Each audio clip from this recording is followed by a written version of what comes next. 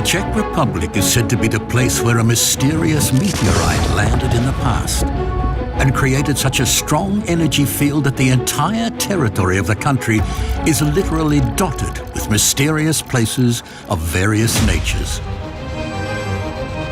The Czech Republic is associated with a concentration of energetically powerful places capable of healing and frightening, with mysterious castles, numerous sites of mystics and the esoteric, or with frequent occurrences of extraterrestrial activities. When you visit Houska Castle, you will get chills down your spine. You may not sleep for a few nights. You will feel nauseous. Other places are imbued with a pleasant, mysterious energy, like the Shumova Mountains. It can be felt by all who are just a little sensitive. And if you visit Prague, you are in one of the most mysterious cities in the whole world. So let's enter the Czech Republic. And first of all, a place that hasn't been open to the general public for decades.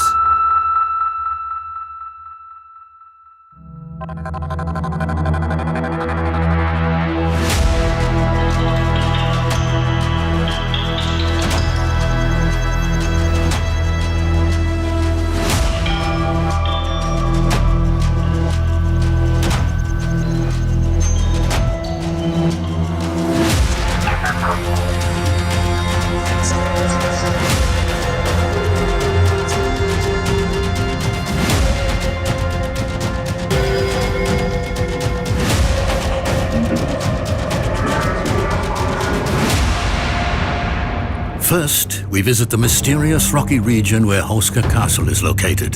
The Czech poet Karel Hynek Mácha wrote to a friend in 1836 that it was at this castle that he traveled through time and found himself in 2006, which was revealed to him by a girl he met in the future. Legend or truth? Castle Houska. There are places where you definitely don't want to be alone. But there's only one place where you have a damn good reason not to be. In the case of Houska Castle, founded in the 13th century, we're talking about a place that is associated with the darkest and scariest of things. There's a problem with Castle Houska. The border is unknown, the trade route is not known, and the surrounding settlement, nothing is known about that. Pagans call it darkness. Christians call it hell. And you don't have to be a believer to feel the supernatural power of the place. The castle is there to keep something from getting into the outside world. Castle Houska has a second name, the Hole or the Gate to Hell, gateway to other worlds. During the reconstruction of the castle in the 19th century, one of the workers was doing maintenance work when he suddenly heard strange voices coming from the castle chapel. No one was there, and the voices seemed to be coming from the walls.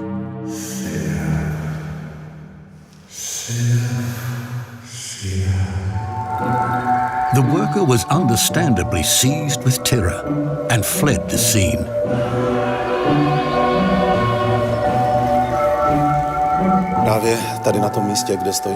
Here, in this place where we're standing, the earth should have cracked. The rock should have burst, a crevice so deep they called it the Hole, or the Gate to Hell. And through that opening, apart from the sulphurous smell, beings should have ascended to the light of God. And they were called hell beasts, or devils, taking on inhuman form, half animals, half humans. They were called inhumans. Later, the worker was able to describe his experience, and of voices speaking in a language unknown to him, he remembered the word seraph.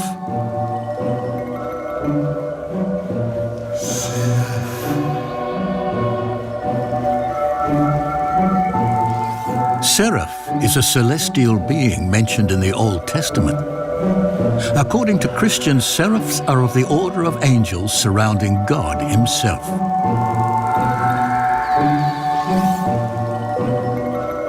So is there a battle of good and evil at Houska Castle? Is Houska, as they say, the gateway to hell? Who are the guardians? Angels? Is the devil himself standing against them? According to legend, the builders of the original Gothic castle decided to explore the gorge. Even before they sealed the hole, they were supposed to lower a prisoner into it. It says he was an arsonist and a murderer, so he agreed to it. But halfway through, he changed his mind and said that the hell below Houska was far worse than the punishment that awaited him. They were supposedly lowering a young man there, but an old man came back up.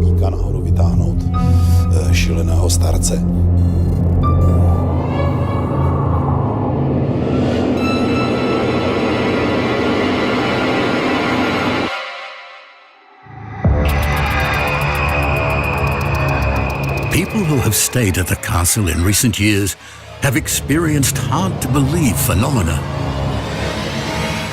For example, they heard the clinking of fireplace tools, or couldn't get through doors that can't be locked. When a suicide attempt was made one night by jumping out of a window, further requests for adventurous sleepovers at the castle were denied. No one wanted to awaken the darkness of depression in visitors.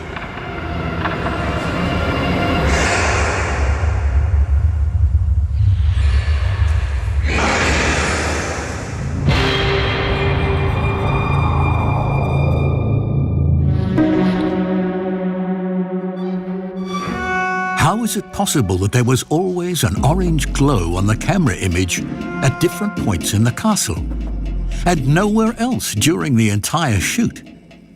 How is it possible that in a room with no windows, unknown particles were always flying in different directions? And it's not just the underground that shows its mystery. In the attic, the ravages of time creates a suffering face out of cobwebs.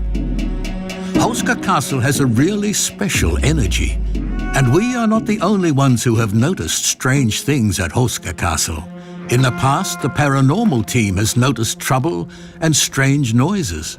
In 2014, during the research at Houska Castle, we found various abnormalities that mainly affected the equipment. It happened very often. The radios went dead. The camera, which had a fully charged battery, suddenly counted down, 4, 3, 2, 1, and turned off. After one checkup, I felt a burning sensation on my chest, and it blistered, which has never happened to me before. It was Mr. Marish who was in charge of the chapel, and as far as the chapel was concerned, he was supposed to have experienced, and even recorded it on camera, blows to the ground, like someone hitting the ground with a sledgehammer, and that's what it sounded like on the recording.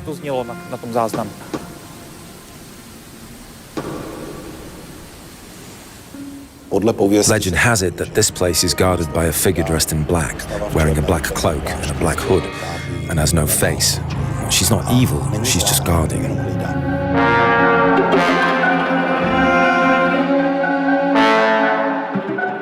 Houska Castle was built as a Gothic residence on the site of a wooden fortress.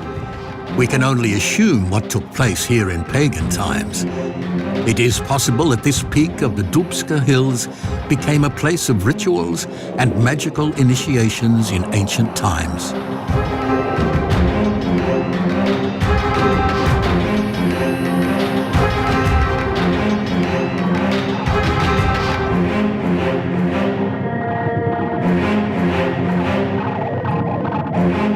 Whether we call them mages or witches, their connection to the underworld was intuitive in pagan times. Not much to do with logic. However, when you wield supernatural powers, the temptations tend to be great, especially where dark energies are prevalent in places of power.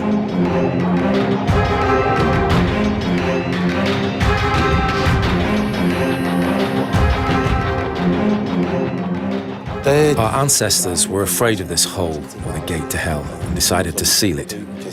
They plugged it when it could not be filled in, and building a chapel over it, like a giant seal.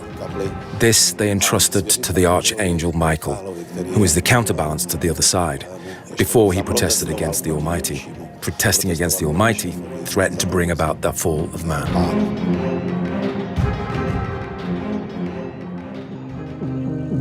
We soon learned that Houska Castle attracted even occult-obsessed Nazis during World War II. During World War II, the Germans stored occult literature here. They had Jewish Cabal, Masonic books. They did magic here. It remains a mystery why the dead bodies of Nazis were found outside the castle after the war, when there was never any fighting at the castle. Who killed them? Why did they die? Where were they buried? Under the wooden floor, they weren't graves. They were just under the floor. Moreover, historical documents reveal that the castle was supposed to be a breeding place for representatives of the Aryan race. I'm convinced that here, if we put it in quotes, they wanted to produce those nutters, those berserkers who only hear go, go, go, fear nothing and move forward. The graves were found after the war by children who came for a convalescent stay. Those buried were wearing strange uniforms. If you work with dark energy, sooner or later it will destroy you, kill you. The imprisoned Polish and Russian women were said never to have left the castle. Did they succumb to sacrificial rituals, like the buried Nazis? The Germans said they wanted to decide the war from this castle. There was also a man at the castle who claimed Houska was a location for time teleportation. This is a man who claimed to be Irish and to know that Hitler had teleported from here. Work it out for yourself. The Irishman attended a mystery conference at the castle and convinced the owner that there was a teleportation room. Alexandra Mackenzie, a clinical hypnotherapist, also experienced something unexpected here, thanks to her extraordinary spiritual abilities. I had an impulse. You must go to Houska Castle. There's a chapel in the castle. There's an entrance to the chapel, and both my husband and I stopped, and it wouldn't let us in. I had a strong feeling that we had to go outside the castle, and suddenly the wind blew, and it blew my hair in my face. At that moment, I entered another dimension, another time. I think there are two ways to travel through time. One is at the level of technology, but I'm personally hugely inspired by the books of David Bohm, who describes a kind of holographic universe in the sense that by, say, electrochemical stimulation of the brain, you can recall memories from the past or even from the future. One actually perceives perfectly the experience from the past, with all the details, or from the future, as if one were in it right now. I turned around and I became a priestess. We found out that at that particular place, at the lookout, pagan ceremonies were held for a rich harvest. I look down at myself and think, that's strange. I was wearing a white linen dress and a belt, which I then painted on because I saw it in detail. It had flowers embroidered on it. It was tied up. Whatever we actually observe is, one can call it a kind of hologram, meaning if we observe a hologram of the present moment in exactly the same way, in my opinion, the consciousness can be tuned in the same way to observe a hologram in the past, and yet, moreover, none of us are actually able to distinguish which of the holograms I am observing right now. And I walked down the hill like a priestess in procession. There were still a few young women there. I came down and I wanted to enter the castle from the side. And that's when it hit me. I thought, oh, maybe they're going to sacrifice me. I saw that the priestess's dress had fallen off her like that, and she was standing there naked. They entrusted the grain to chaos, and the priestess of the harvest lay down the furrow, and the prince of the harvest on her. I didn't want to know what was going to happen next. It was interesting to see the inside of the castle, though. Something was obviously going on, some kind of ritual, whether positive or negative, I couldn't say. Certainly physically, you as a person are not going anywhere. In spirit, yeah. Particles move from the past to the future, and antiparticles move from the future to the past. Yeah, so the arrow of time doesn't really play any role in terms of physics or quantum theory. All processes are actually reversible. Like anything can move towards the future or towards the past. Then the wind that blew through my hair, the way it made me turn around, made me shift in time to another place, to another person. Whether it was my past life, I don't know, but it was someone else's story. Einstein's theory of relativity about time travel is admitted by default. What if centuries ago a place was found in northern Bohemia that had been a portal to enormous energy power since pagan times? The message was that now is the time when female energy must be reactivated. Was Houska a place that, with the advent of Christianity, was legitimately interpreted as a gateway to hell? Or even a place where one can travel through time? Were the manifestations of magical and paranormal forces evoked by pagan sorcerers the main and perhaps the only reason for the construction of the Gothic fortress?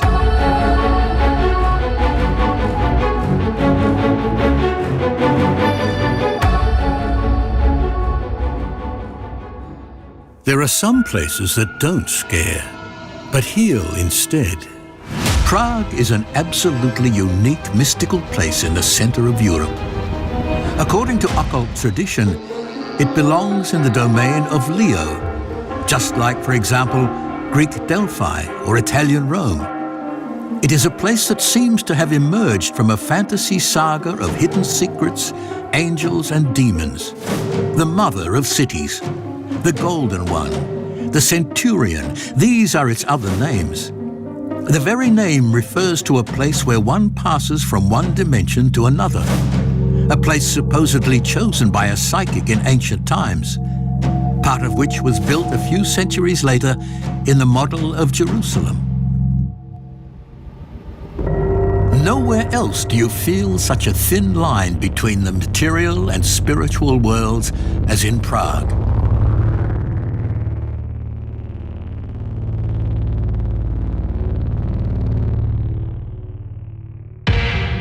One of Prague's most amazing secrets is in the Carmelite monastery at Hradčany. It's the mummified figure of a woman. She sits on a wooden chair, and in the Christian world she is known as Marie, the Elector of Jesus. And her story is truly extraordinary. She was named Mary Electa. Electa means chosen one. And it probably points to the fact that the officials who gave the name must have perceived her as special in some way. Even in her childhood, Marie was called the Holy Child. Many considered her one of the greatest mystics of her time. A saint is a person who, during their lifetime, was close to God in some extraordinary way, and people around them somehow perceived that God's holiness, God's goodness, God's beauty, or God's courage was manifested in them. After the death of her father, to whom she had a very strong attachment, Marie Electa was so shaken that in her deep grief she was able to bring herself to a quite extraordinary state of consciousness. She reportedly heard the voice of God comforting her with the words, "Do not be afraid. From now on, I will be your father." We knew that Mother Electa was greeted on her arrival in Prague by enthusiastic crowds of Prague citizens who already knew about her and regarded her as a saint. In the monastic silence, solitude, contemplation and deprivation of the individual senses, she may have been able to connect with God repeatedly. Her spiritual growth was utterly unique. Before she died, she had her diary burned. Why she did so, we can only guess. What has survived are a few letters from confessors or spiritual directors, and these reveal the great depth and intensity of her spiritual life. On January the 14th, 1663, there was reportedly a big frost, and the mortar froze. Perhaps this is why the masons used boiling water to bury Marie Electa in the tomb cavity. The water flowed not only into the grave, but also into the coffin. No one knew about the use of impregnating and preserving agents in the treatment of the body of the deceased before burial. No mention of mummification was found anywhere. There was a strange glow coming from the tomb, and even strange voices were heard in the monastery. One nun went to the tomb to relieve her headache.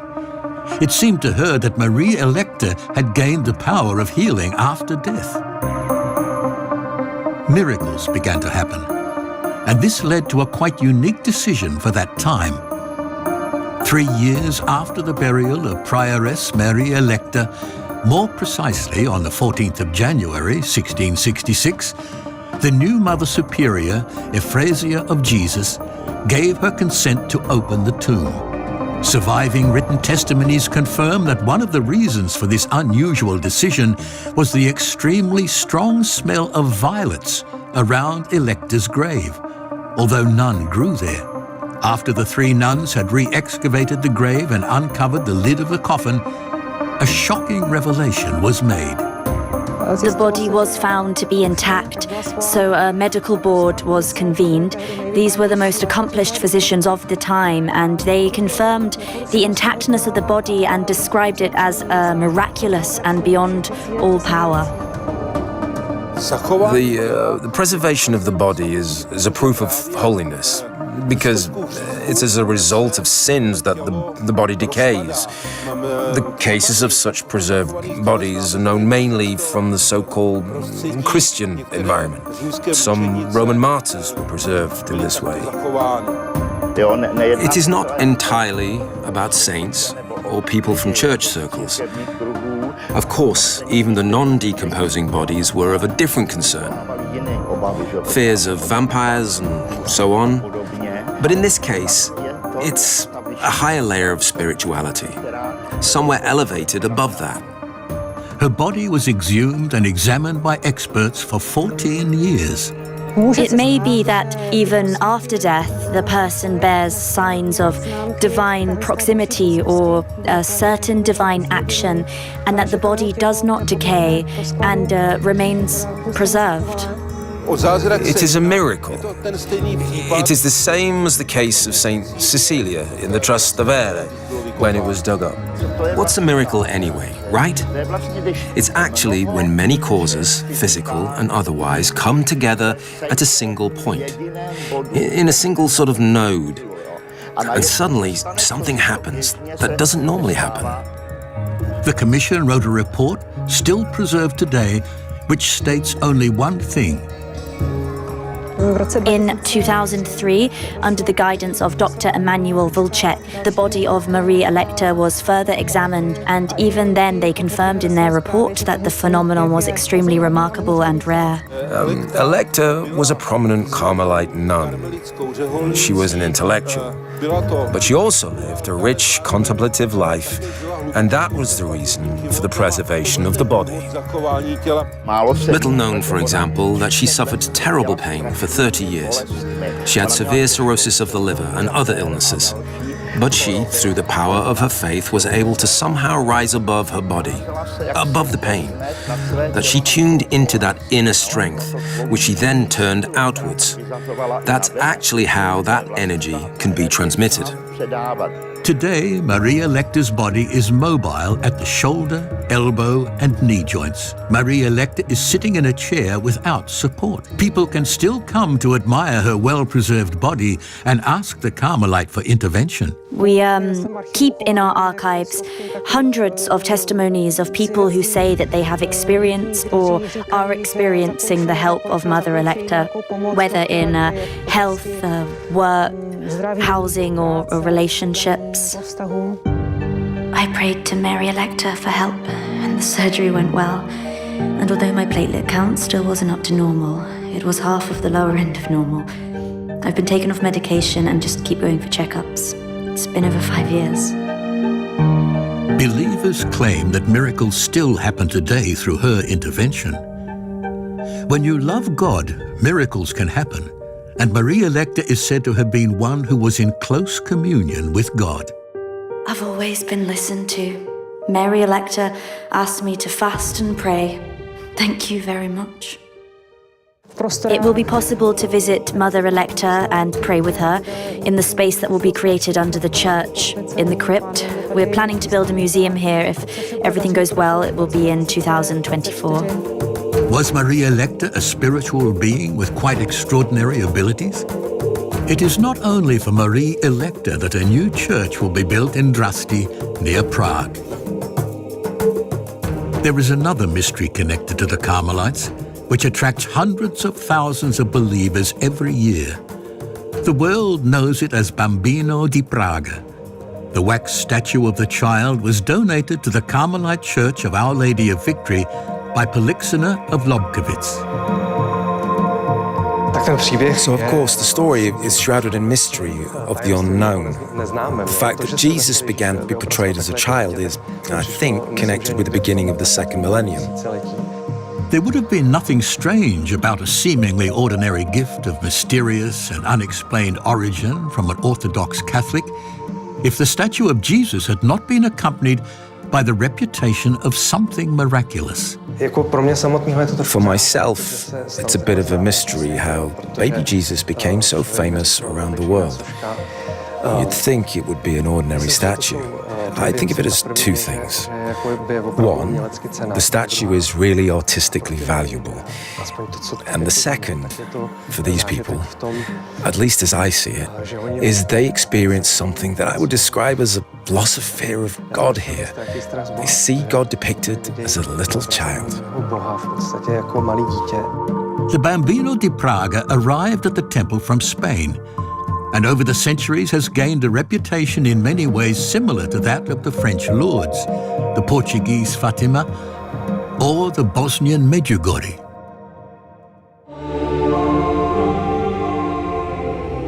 We came to thank the baby Jesus for the arrival of our son Sebastian, who was born when we were 41 years old and after we had been told we could no longer have children. Thank you, Jacqueline, Hermes, and Sebastian from Costa Rica. The baby Jesus is not miraculous itself. Christ actually works through it. It is a kind of door to heaven. The baby Jesus is something extraordinary. Not like a warrior of God, but a defenseless child is the ultimate power. Enough people here have experienced such a settlement. Many people come here as childless married couples and ask for the gift of a child. And we have documented many cases where this has been successful. Thousands of people came to the statue to pray, to ask for a miracle, for a cure, and other benefits. In May 2012, we came here to pray for the blessing of a child. Our prayers were answered with the birth of our daughter, Anna. She came with us to Prague for the second time to thank the child Jesus for this grace. Anna is our greatest blessing from God. William, Heidi, and Anna Kelly from USA 2019. People were here to pray, to bow, and then to testify that they'd been healed from some incurable disease when the doctors weren't giving them much of a chance, when it looked hopeless, whatever cancer it was. Our son Johan had a very serious accident when he was 5 years old, and it was very likely that he would die. It was baby Jesus who saved him. The Ballesteros Castillos family from Paraguay, 2019.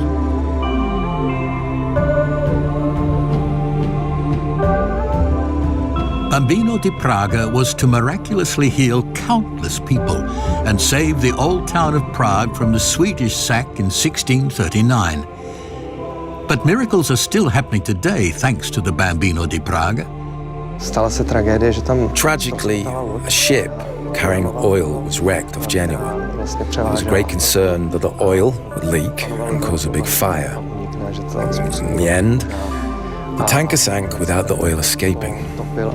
People considered it an answered prayer to the baby Jesus. And then they put a statue of the baby Jesus on the tanker. The statue has been copied countless times. and you can find more or less faithful copies of it in all parts of the world. The dress is seen as an expression of respect for the statue. They started to be collected here from different donors, and that's why they started to be revered. The infant Jesus has become an important part of the church, and today has over 250 vestments and dresses according to the liturgical feasts. I like him best when he's not wearing a dress. At Christmas, for example, we leave him without fancy clothes. Fulfilling the wishes of the faithful, the miracles associated with the infant Jesus were eventually noticed by Pope Benedict XVI, who personally gave him a golden crown, and the baby Jesus has his own personal prayer. So we can look behind the altar. It's a really beautiful place. For me, it's the most beautiful place in the church. It's where we come together as a community for prayer and meditation. When I pray, I don't say anything, or I don't pray to anything. The contemplation, it is for the inner free space, and that is what I perceive as an encounter with God. It's something liberating. What's above also has a world underneath. Not everyone knows what mysterious things lie beneath the Church of Our Lady of Victory. Graves and other mummies. These are images unknown to the crowds waiting for a miracle. Prague hides so many secrets.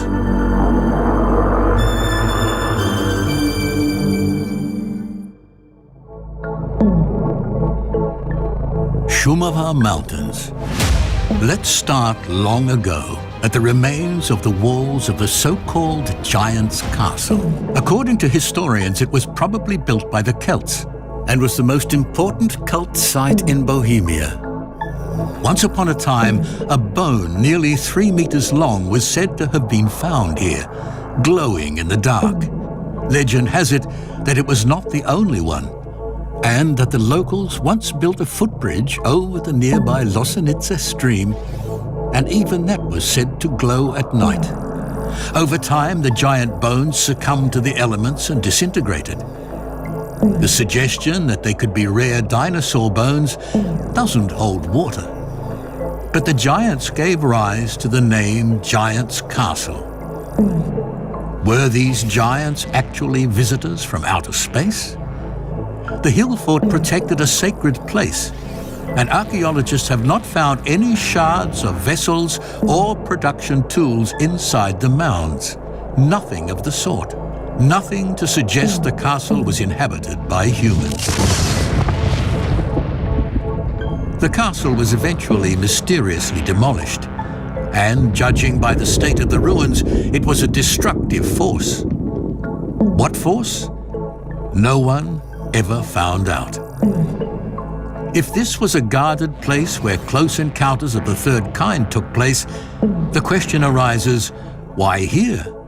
In the same way that our ancestors built megalithic structures on certain specific points, because that's where the, let's say, extraterrestrial energy emanated from. So maybe aliens are looking for similar places where they can gather energy, maybe to recharge their flying saucers.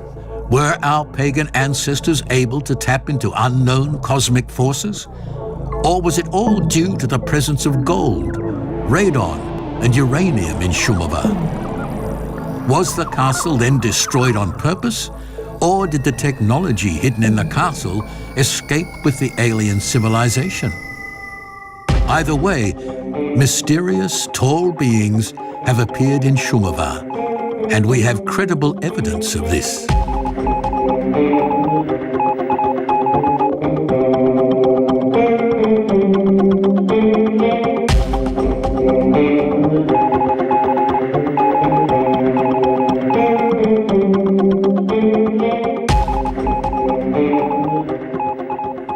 Svatobor. The Svatobor hill rises 845 meters above sea level, over the town of Sushitse, the gateway to Shumava. Just at that time, every year, there was a crop circle there. A pattern here on the Sushitse, on the Svatobor, exactly. More than 20 years ago, Vladimir Onda and his girlfriend lived at the lookout tower. At that time, he worked in the nearby town of Sušice as a professional driver.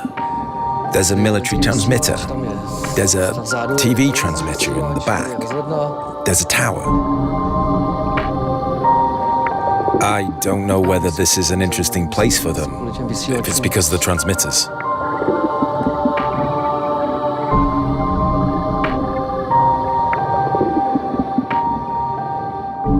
I was walking to work after 5 o'clock in the morning, out the door here. And as I approached the stairs, I had a strange feeling that something was watching me. A strange chill. I walked down to my car, and even there on those steps, I noticed something strange in that corner of the parking lot. I got to the car, and there I could see them.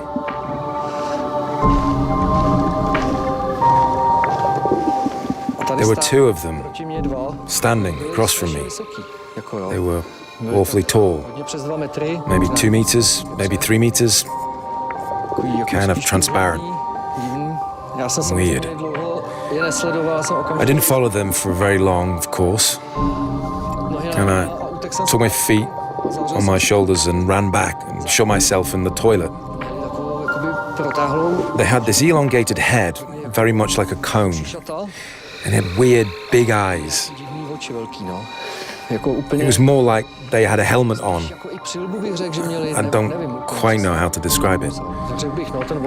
But the estimate is really towards 3 meters. A being without a suit. They were glowing because they stood out in the dark. That's why I noticed them. If someone was in dark clothes, you wouldn't notice them. At first, I was terribly afraid of the contact, of being picked up, of being taken somewhere. Just afraid.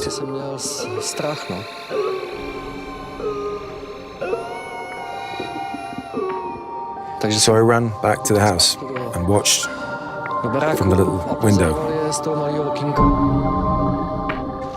This is it. Of course, I locked the door, and I was pretty shaky in there.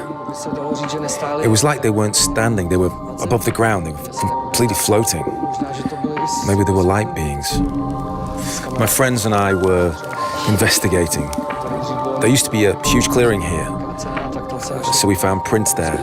Maybe it's their craft had hit the ground. Then suddenly, they disappeared. It was just like that. It's like being transported back in time. I ventured out to the car about 15 minutes, and the car, which always started 100%, wouldn't start. So I pushed it down the hill and drove down to Odelenka. That's the village under the lookout tower. I kept trying to start it, despite the gear shift, and only there did the car start. Incomprehensible.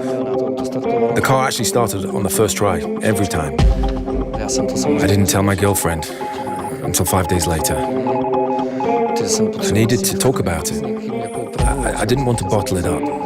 Half the people believe you, half think you're crazy. Then the tabloid journalists came along, and I didn't do any interviews with them. I didn't want to, even when they offered money. I didn't want to be in the middle of the media like that. There's a camp just up the road from here, above Odelenka, and a lady had an experience there. She also saw some UFOs.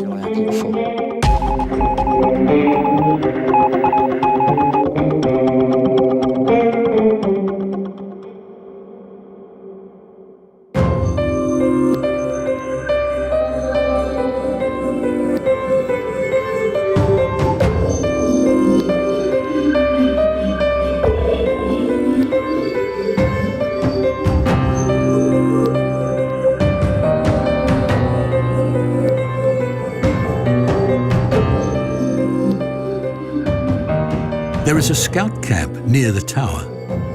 In July 1996, one of the leaders experienced a morning she would hardly forget. While the camp was asleep, she saw from her tent 3 extremely tall, transparent yet clear in outline figures at the camp boundary. She did not even dare to leave the hut.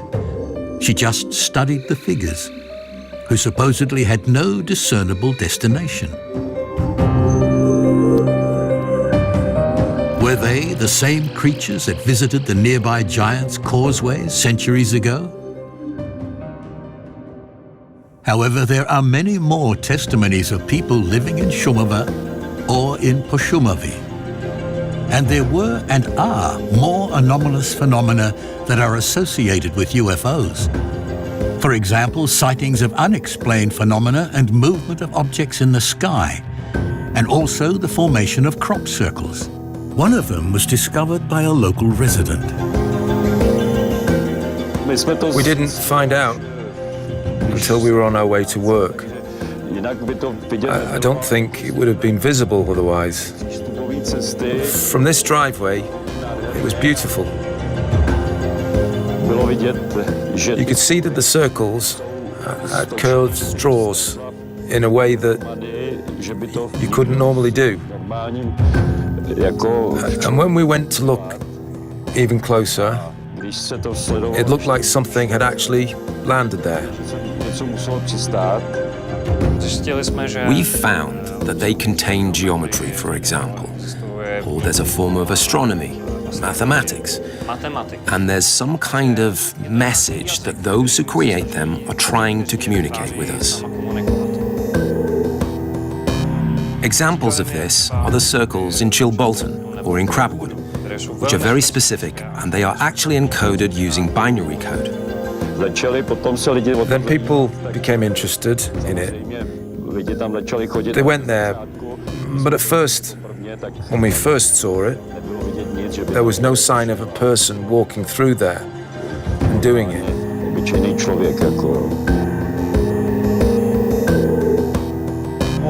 I wasn't very interested in it, but I heard that there was something similar in the village of Žihopce, and that something was happening in Svatobor. Something even more amazing was witnessed by an environmental expert. I was cycling from down the road for about 3 hours at night, mid-July. So quiet in nature, nice quiet. I came to a lime tree and I thought, wow, this calm is different. A strange, tense calm. I was looking at what was going on. It was dark, so I couldn't see the object, but it looked like a bracelet, and that made up of windows or plates, and the red lights in the plates were gradually going on and off. I'd have to say I felt tense, so I got on my bike and I rode home. I got under the covers and I thought, oh good, the devil knows what it was, but it was weird.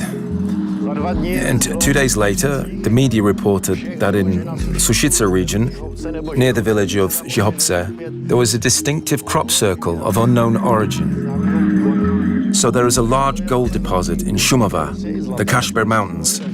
It's in the bedrock. There is a radon area. There are elements of the radon series, so that could probably be the reason. There are also interesting energy sites there. Godstones, Umožanec, by Anim. There are a lot of energy sites here. That's probably why.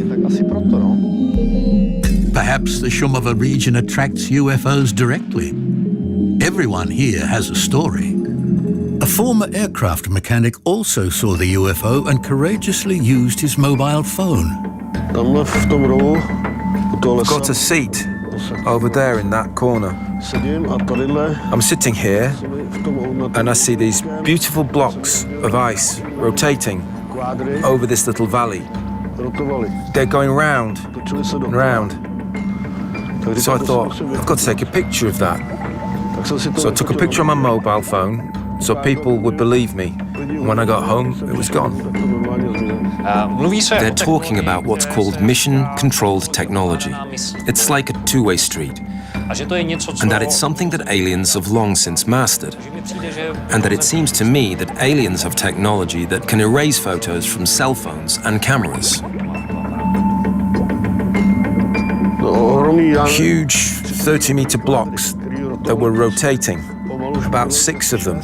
They were going round and round like that, beautifully regular, 30 meters at least. I was very surprised that something like that appeared, and I personally know that most of the objects are cigar or disc-shaped. There, as it's a valley, it was exactly at the summit. It was 9:30 at night. All of a sudden, it disappeared. And naturally, I was afraid to go home afterwards. I was still looking at my cell phone, looking at it, so people would believe it wasn't crazy. When I got home to show the guys, the pictures were gone. The greater appearance of aliens in the early evening or early morning could be explained by a change in the frequency of the Earth on the surface of the planet Earth. And there was this weird silence. Naturally, I was shaking, and it was like the ground was shaking, like an earthquake. Nobody believed me.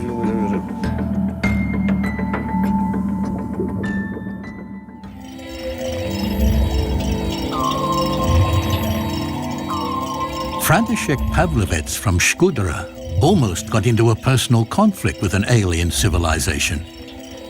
But at the moment of the clash, his weapon itself shattered, and the flint stopped working. I was shooting at wild pigs. This is the neighbor's field. And then a flying saucer came and landed right in the middle of this field, between 2 villages. And this is where the saucer landed. I took my rifle, I leaned it against the pine tree, and I looked at them. I wanted to see them up close. I was looking through the scope and I thought, what if I take one alive? I just wanted to be a hero, to have that proof, like the first man. I couldn't do it anyway, because I thought, I'll just alarm them, pick up my rifle, shoot in the air, and then I'll get that one. Maybe I'll hit it with the butt of my gun. But the rifle stopped working, so I ran away. Through the woods, home. I climbed into bed and got so sweaty I had to change. 2 hours later I thought, was it real or not? And then I came to a gunsmith in the city who looked at my rifle and said, what have you done with that rifle? It was all fused together inside. I couldn't even break it open to take out the cartridges. It was all completely baked, and I was paralyzed, and that's when I got afraid. There have been described cases where soldiers have attacked alien craft. But usually it has ended in one of 2 scenarios. Either the missile turned on them, or the missile was essentially absorbed. When they got off the ship, one of the guys saw me, because I had him in my sights. I also wondered why they were here, if it's because of the radon that's here, if they were charging the plate. So they came out and looked around, or if they were here to see the ancestors. The old Celts were here. There's a reference to 16 huts. I came back the next day and I saw tracks as I ran, broken branches. The grass was just a little bare from the base plate, just like the body sat on the grass. I got a feeling of hopelessness, a fear that I'd never had before, that it was hopeless and that I didn't stand a chance against this force.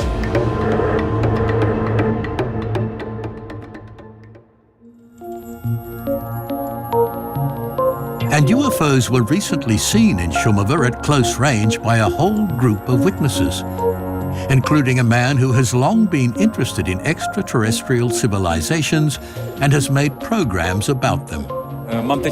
I'm currently 2 years into a series called Top Secret UFO Projects, Declassified. which we have produced for Sky History and Netflix, where we mapped the world UFO scene. What I've learned about UFOs, about labs, about alien civilizations, about reverse engineering, has reinforced to me that there are object craft that we can't explain. They're out there, and they're really unidentifiable. Šumava is a very magical place, and at that time, there were about 12 of us walking here. And there was a herd of cows near this place. Nobody understood why there were 100 cows packed in here from all over the meadow, looking in this direction. I couldn't think of anything else, because things come to you intuitively, that if there were cows packed in here like this, there must be a UFO somewhere. I turned in that direction, and there was a black graphite diamond hanging about 6 feet in the air. Then it slowly rose up, hovered, and then disappeared over the horizon. It's a very interesting shape. It reminded us of the Cash Landrum case from the United States, where the exact same object was described. These objects described all over the world have different shapes: triangular, rectangular, cigar shapes. It seems that the anti-gravity propulsion that these craft have may not be consistent with aerodynamics. And these craft move instantaneously from place to place at any speed. There were people here who didn't believe such a thing could exist. We speculated about whether it was possible, that it was a drone or whatever. But we who saw it are convinced that it was of extraterrestrial origin. Of course, when you see a UFO, you don't see it every day. But when you see it, fully conscious, as a concrete reality, it was Saturday afternoon, the sun was shining, it was a beautiful day. And when you were about 12 people, you have no doubt that you saw an object that does not belong to our ordinary world. The strange thing was that we had no fear. We had no emotion. None of us reached for our mobile phones because we were all in shock at what we were seeing. The feeling was very pleasant and calm. And then, when I asked the others how they felt about it, they said, "We saw a UFO. We know that UFOs exist." It should be remembered that such a frequent occurrence of UFOs here in the Bohemian forest is only proof that extraterrestrial civilizations are interested in our planet. Apparently, they want to save our amazingly diverse flora and fauna, our incredibly diverse world. They're interested in our unique DNA, full of emotion and experience, and water as a source of life. They are shutting down our nuclear weapons, guarding our nuclear power plants, worried that we are capable of destroying our wonderful planet. What else does a country in the middle of Europe hold? We will certainly return to Bohemia.